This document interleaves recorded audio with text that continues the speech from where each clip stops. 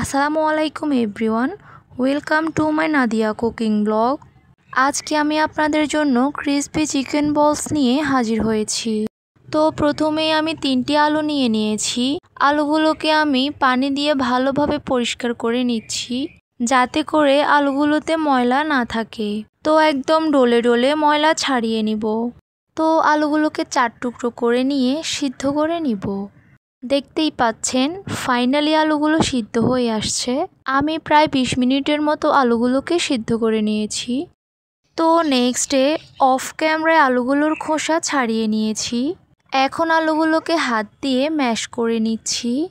একদম ভালো করে ম্যাশ করতে হবে, যাতে করে গোটা গোটা না থাকতে পারে।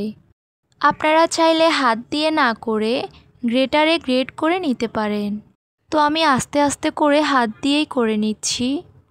এই ক্রিসপি আলুর বলসগুলো আগেকার দিনে প্রচুর তৈরি করা হতো, এখনকার দিনে ততটা তৈরি করা হয় না। আর আলুর বলসগুলো অনেকটাই সফট হয়ে থাকে, আর খেতে কিন্তু ভারী মজার। তো আমার আলুগুলো একদম ভালোভাবেই ম্যাশ করা হয়ে গেছে। এখন আমি এতে দিয়ে দিয়েছি স্বাদ মতো লবণ, হাফ কাপ পরিমাণে চিনি। আর আপনারা চাইলে এখানে চিনি কম বেশি দিতে পারেন। তো আবারও একদম আলুগুলোকে ম্যাশ করে নিব। এখন এতে দিয়ে দিব 1 কাপ পরিমাণে ময়দা। দেন আলু আর ময়দাকে একসাথে মিক্স করে নিচ্ছি। একদম ভালো করে মেখে নিব, যাতে করে দানা দানা না থাকে।